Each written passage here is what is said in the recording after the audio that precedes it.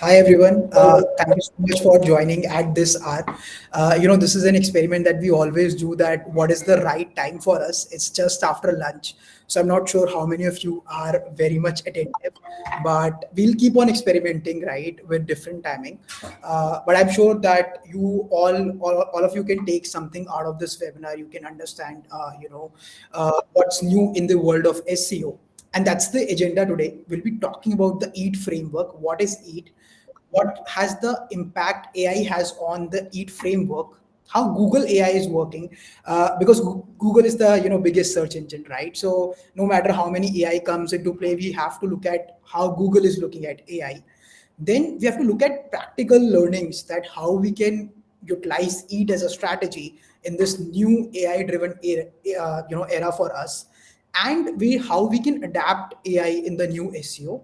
And then definitely we'll talk about a freebie that we would want to provide everyone who has joined us today at this hour. So starting with, I want to just quickly talk about some of the clients so that you understand that it's not coming from someone who is just coming to do a webinar. We have done opportunity to work with some of the greatest brands in the world, be it Birkenstock, Meesho, ASICS, Boddess, Baby Forest. So whatever strategies we are talking about, what are the things that we are talking about, we have experimented, we have implemented, and we have gathered a lot of learnings by utilizing all of this in our different clientele. Be it Shuttle, be it Hexa Health, or Movin, or the Calm Collective. Now, I understand that all of you must have some sort of understanding about SEO, but I also know there are certain people who might be thinking, yeah, is SEO relevant in 2023? Do we want to do SEO or not? So I'll just give you quick facts, right? That 68% of the online experience just start with a search engine. Just imagine yourself. You're either, doing a voice search or going on Google and searching for something, right? Almost more than 50% of traffic across different websites is coming from organic search. And, more than 90% of traffic is just coming from Google as a platform because, that's the biggest search engine. uh, I think we as a marketer can back on it that 60% of different marketers say that the best quality leads they get is from inbound queries. It's via the organic traffic that they're getting on the website. And a sad truth, but most of the people are clicking on the first three links, or let's say the max first five link of a search result. So it's very important that every brand has to be in top five when someone is searching for their query. And that's why SEO becomes even more important in this new AI era. So before taking it forward, I want to open it for everyone to just quickly write down in the comments below that how many of you know what is EAT. I'm sure some of you must have been in the SEO background. So how many of you already understand that what is EAT? Have you used it in your brand or any organization that you're working with? So if you can quickly write down that yes for if you know understand what is EAT, and no if you don't understand what is EAT as a framework. That is EAT.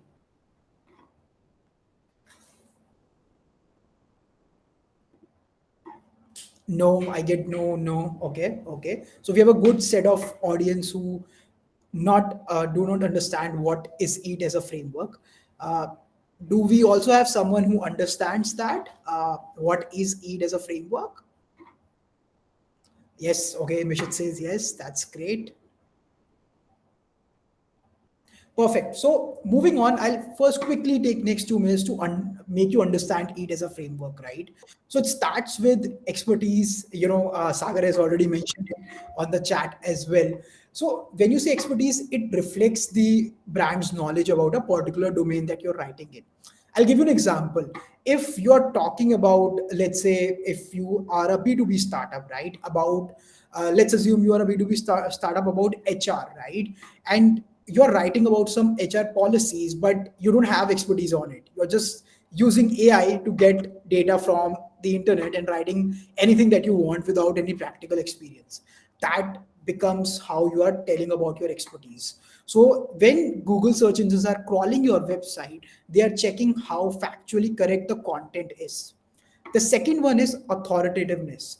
That if, let's say, today Siddhant is talking about something, Just imagine how I started this webinar, right? I talked about that, I have a certain designation, I have worked with certain brands in the past, and we are representing an agency who has been into the business from 9 years. That's wherein you understand that if they are saying something, that might be true, right?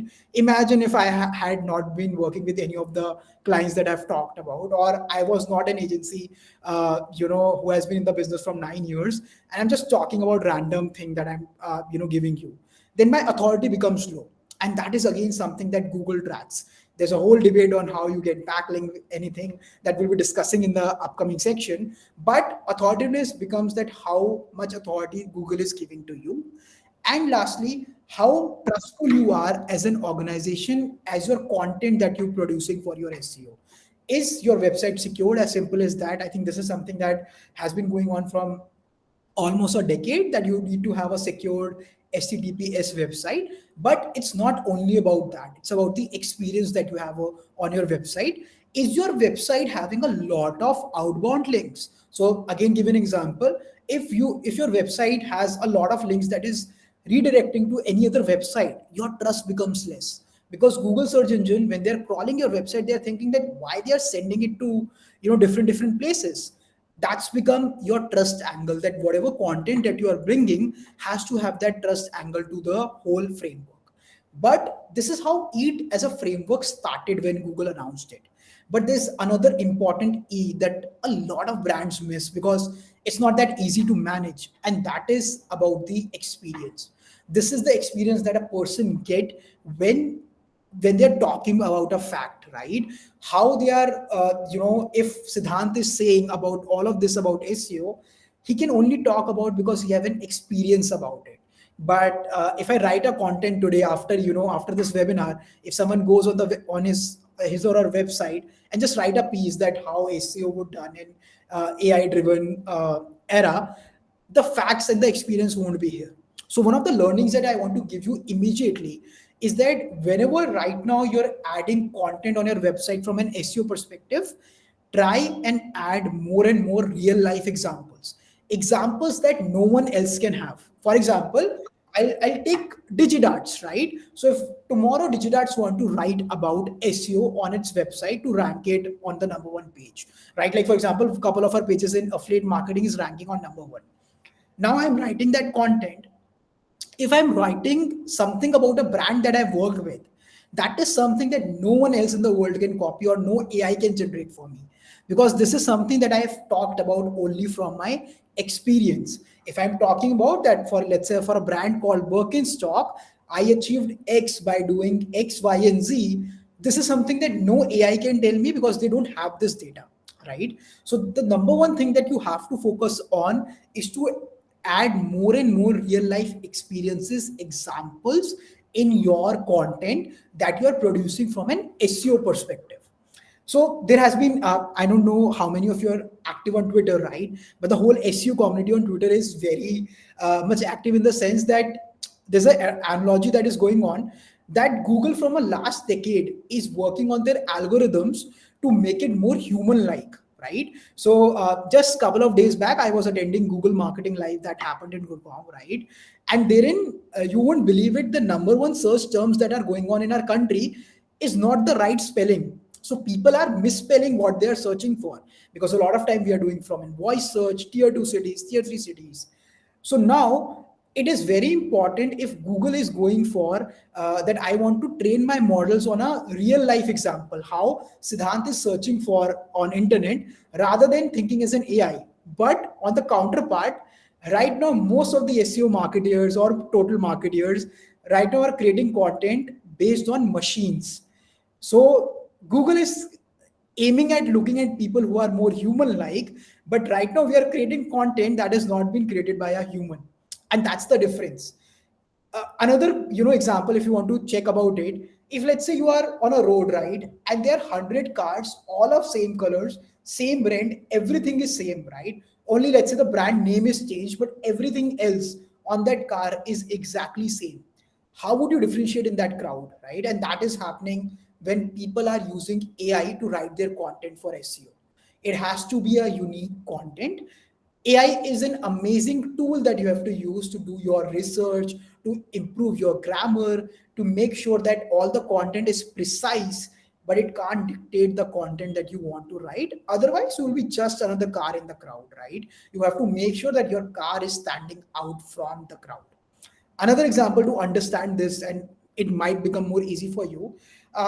I have been using OpenAI since December, right, when it was in a beta phase. Earlier, what used to happen, a lot of my connections, because they were also using it, I was not able to gauge that they were using OpenAI to write content on LinkedIn. But now I think every one of us can tell that when we are reading on LinkedIn, that what is the content that has been done via chat GPT, or what is the content that someone has written on his own. And that's the difference I'm talking about. If everyone is starting to use chat GPT or Google Bard or any other AI tool to write content, how would you differentiate your brand, your personal brand, your website from the crowd that we have? So that's wherein your experience comes into play. Even if you're writing a LinkedIn post, talk about a real life experience that you had with your company or anyone in your personal life, so that no one else can copy that or no AI can generate that. Now, why it matters, right? Because Google has released a lot of different updates in the background, that how they track content. And it's simple that Google is doing that so that it becomes significant, and Google is producing high quality relevant information.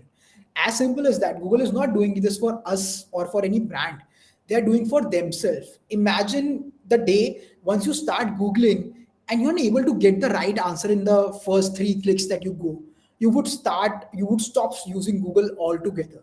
And that affects Google's credibility. That's wherein Google also has to look at content that is bringing value to the consumer. That's wherein, if if you remember a couple of years back, now it has come down. Quora was the number one link that you get to whenever you ask a question. Why was that? Because that was authentic user generated content. The content that a user has write from their own experience was getting posted on the top of the Google search engines. But then Google automatically released their Google answers as well. Since then, Quora answers have come down. But again, the whole experience of it is that it is sending the right signals to the search engines that this site is valuable as compared to any other site. And now what happens? Earlier, people used to use black hat techniques to make sure their site was ranking. One of the biggest example of black hat technique was buying a lot of paid backlinks from different websites and telling Google that our website is more authoritative. But that's wherein Google release these models so that you understand the content that has been placed on the website is authoritative, trustful, and expertise led content. And it's very important that whatever quality content you have on your website, that is affecting your users, right? Because if, let's say, you're searching for a policy on Google search engine, but there's a scam going on and you land on that website from clicking on the number one page, that completely removes your trust from Google as a search engine. Right now, not just us, our parents, our children, our nephews, everyone is using Google for any of their queries. And let me tell you one thing: in tier 2, tier 3 cities, 70% of the searches are happening from a voice search, not even typing. They are not even typing, they are doing just voice search. And no, voice search is something around how we type, right? It's not correct English, it's not correct grammar, it's how you and I talk, right? And that's wherein your content again comes into play. The content has to be natural.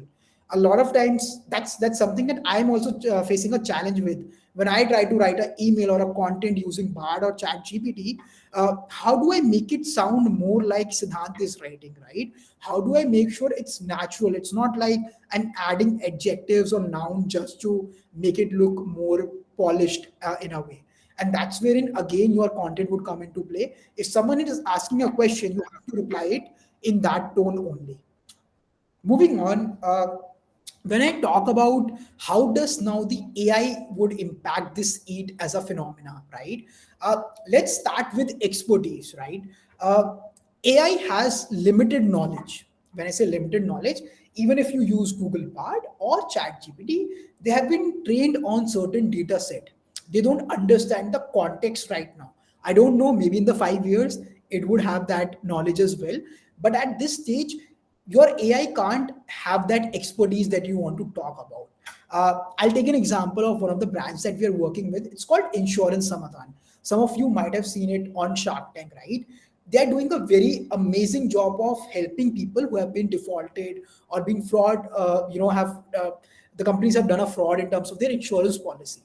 When they are writing a content, they can't just believe in AI or anyone else to write that content. Their content has to be backed by a policy planner, a financial planner who is backing all the claims that they have been talking about.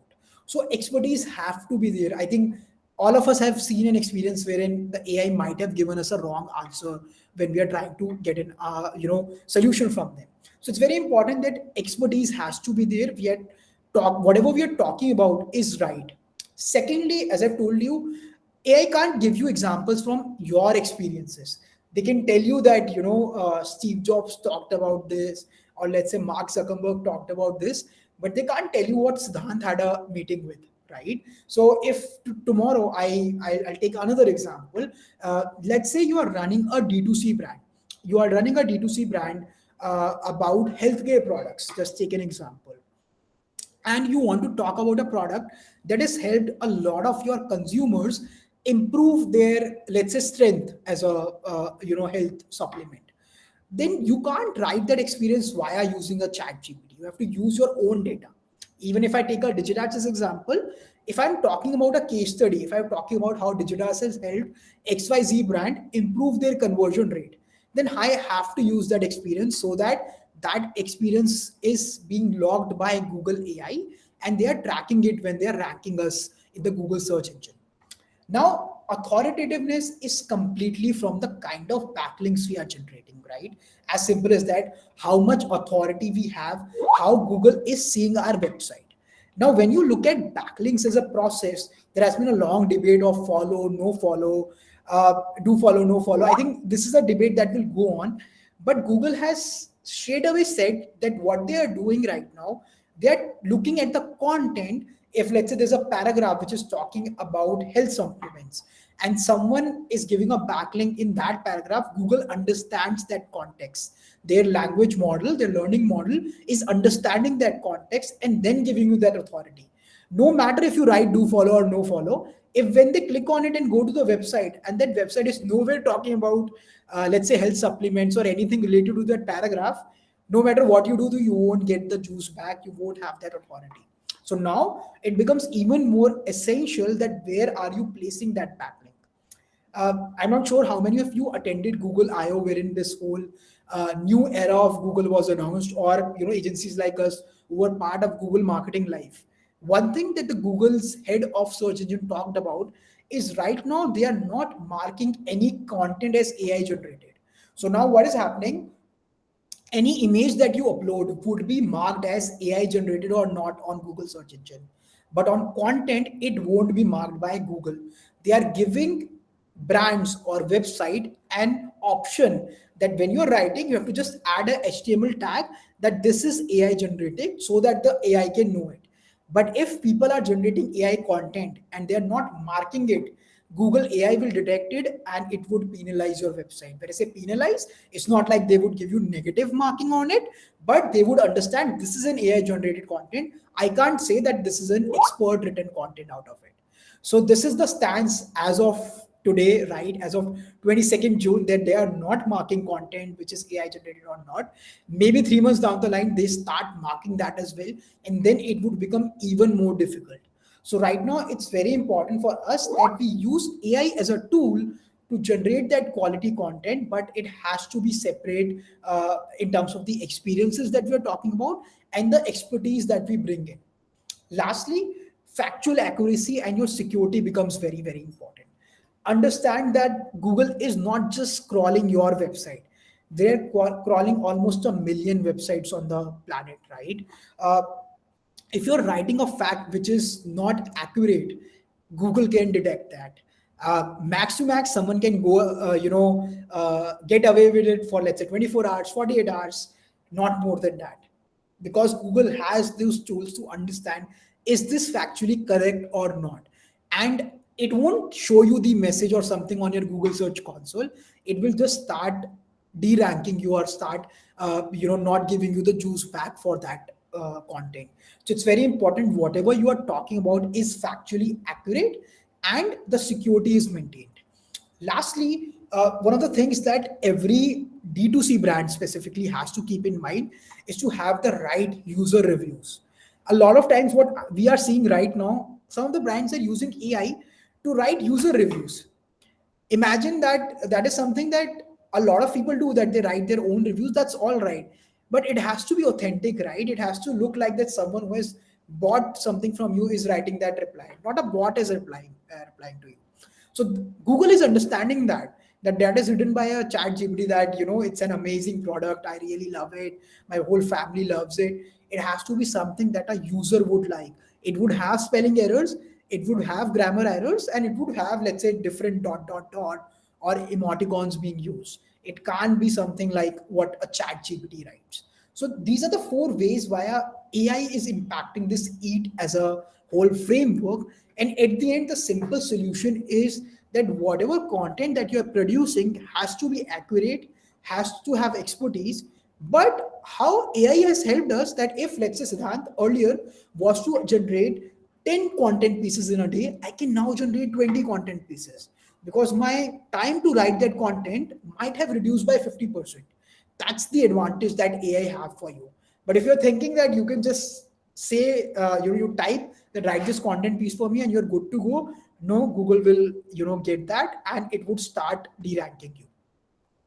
Now, this is something that we are discussing in house, that in this evolving AI landscape, it is not just a guideline, right? It's a blueprint for your success. It's not just boxes, right? Expertise, authoritativeness, or trustworthiness is not just boxes that you check when you are talking about SEO.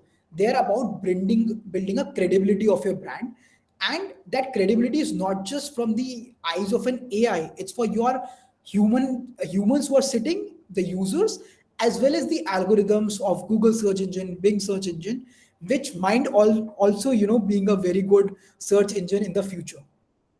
Now, moving on, wherein we want to talk about how you have to understand Google's AI, right? I've talked a lot about AI, but now look at how Google has looked at their own AI models. So I'll be talking about two models that they have released in the past. These are not the latest models, but all the latest models have been based on these two. One is called BERT, right, and one is called MUM.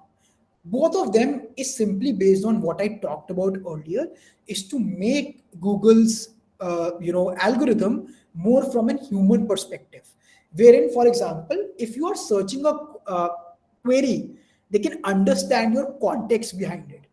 Imagine a lot of times must have seen that you're typing something in Google search engine, but the autocorrect is seemingly accurate. That how it is happening? You were just thinking of searching of something, and it becomes exactly accurate that you want to search.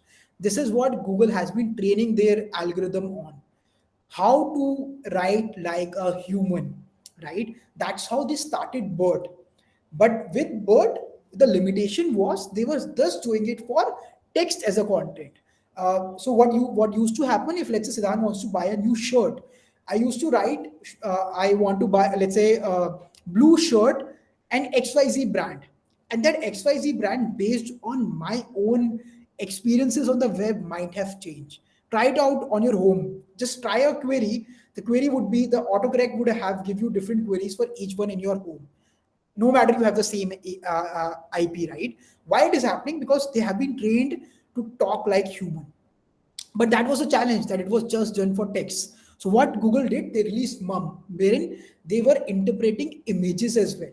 That's wherein your Google released how you can search from your image. You can right now just upload an image on Google, and they can look at the image, got the context, and give you results out of it, right?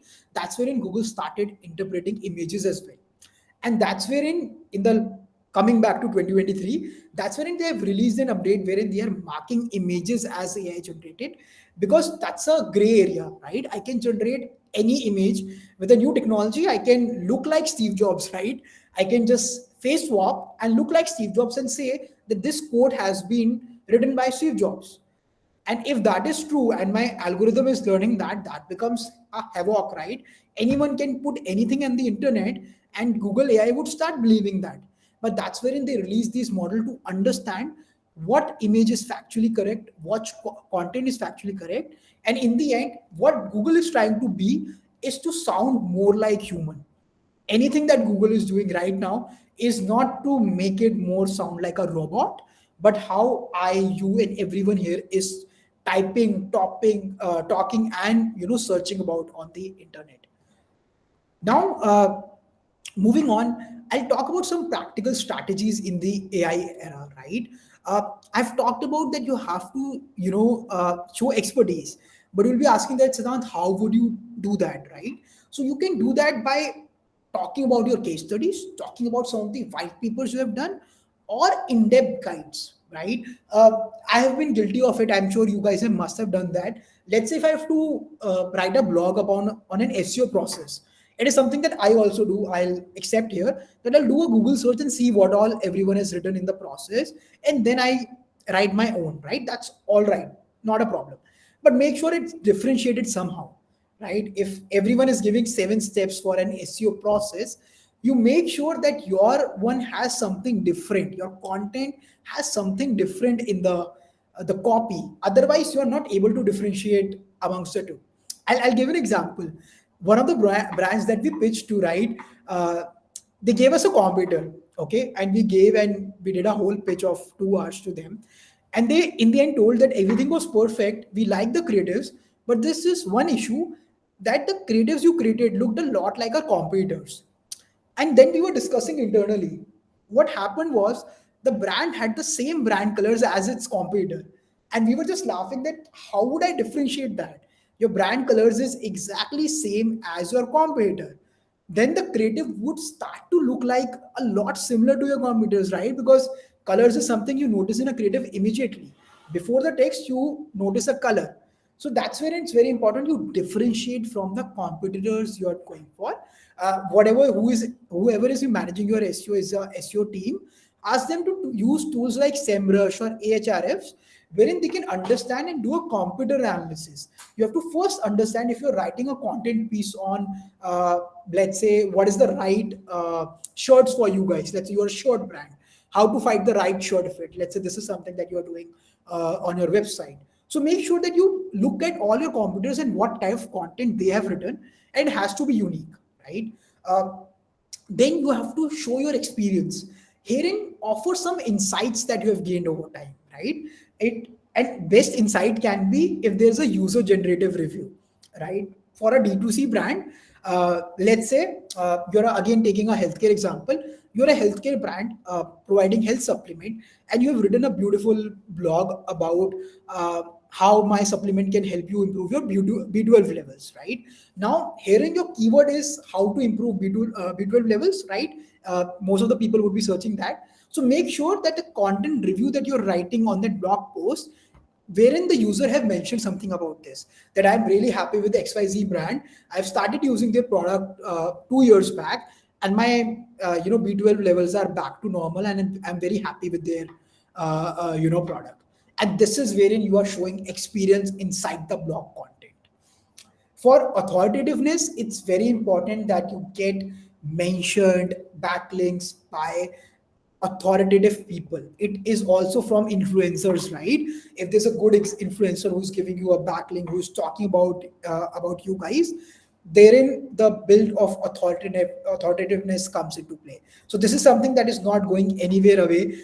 You have to continue to build good backlinks, but all the backlinks that I've talked about has to come from a reputable source, and b, the context have to be right.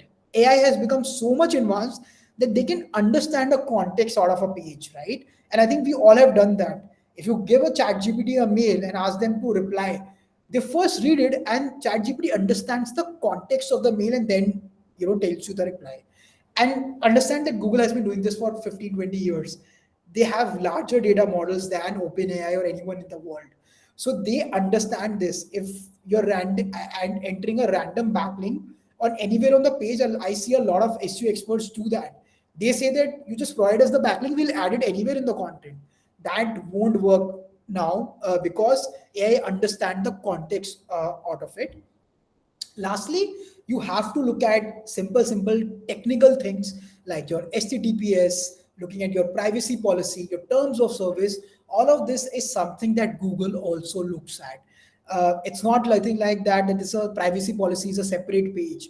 Google has to crawl that page as well. And giving the regulations that have been coming around the world, I'm not sure if anyone of you have been to Europe or have been working for a brand who's serving in Europe. In Europe, it's even more difficult because of the new rules, right? And it's not just about EU as a country or as an area. It's about India as well. Indian government is also working on these regulations.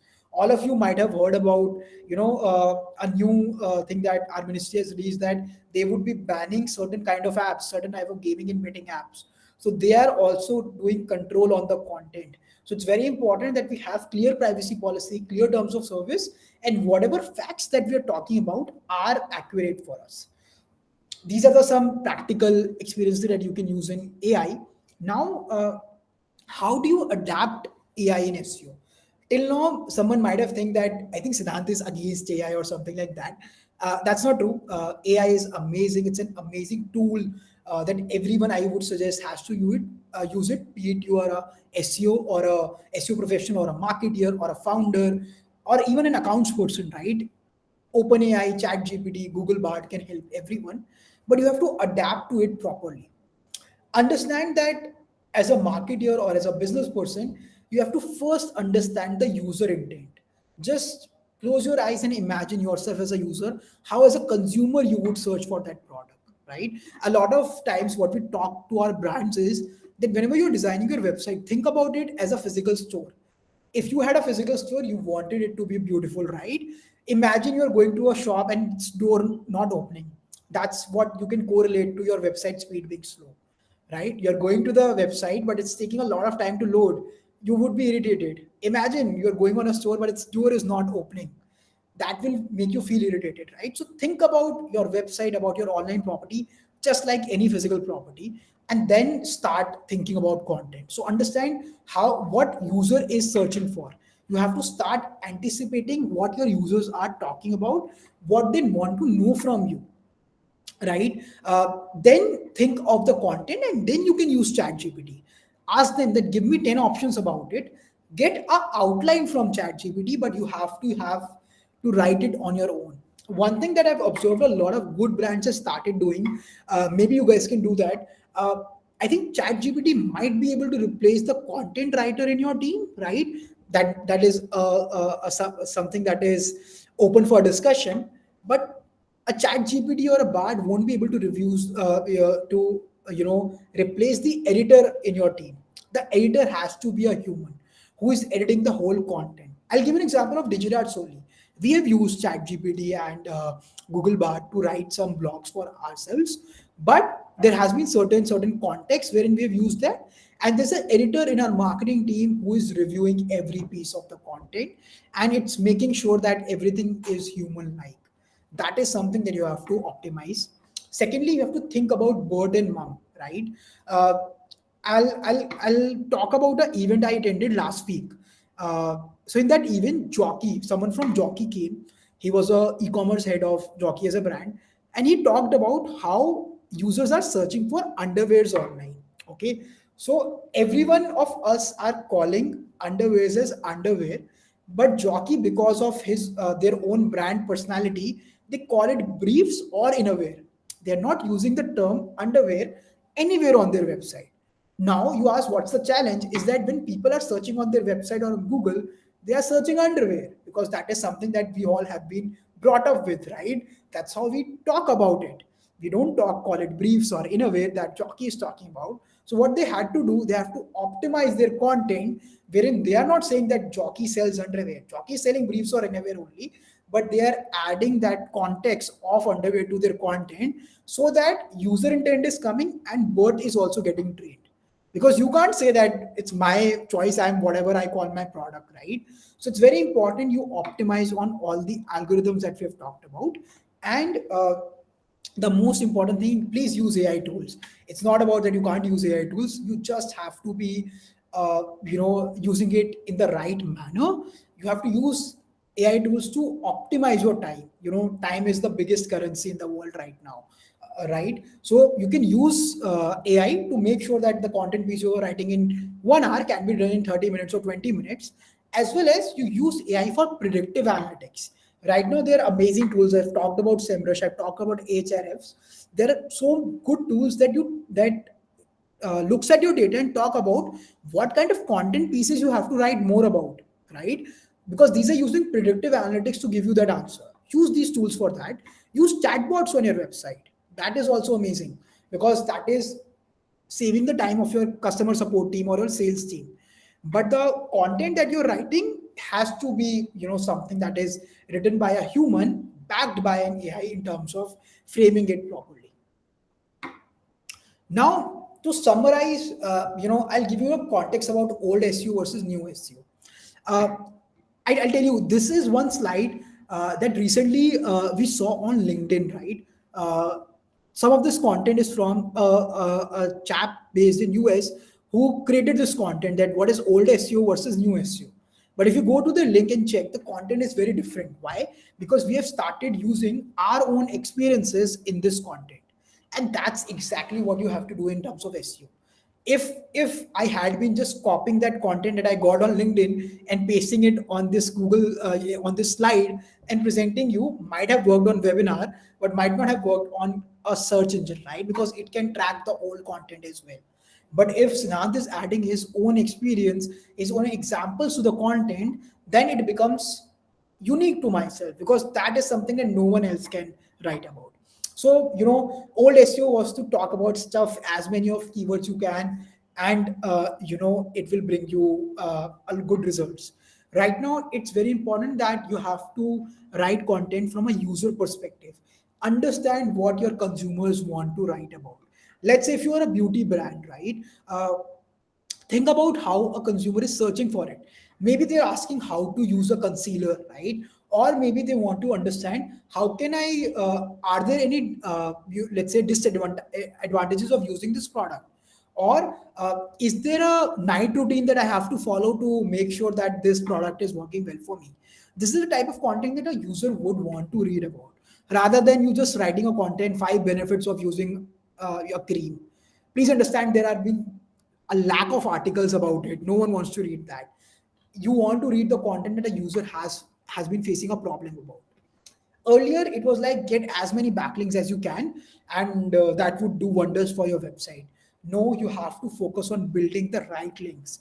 You can't get backlink from anyone in the world. You can't just get backlinks from any website. If they are doing something wrong, it would also affect your website as well.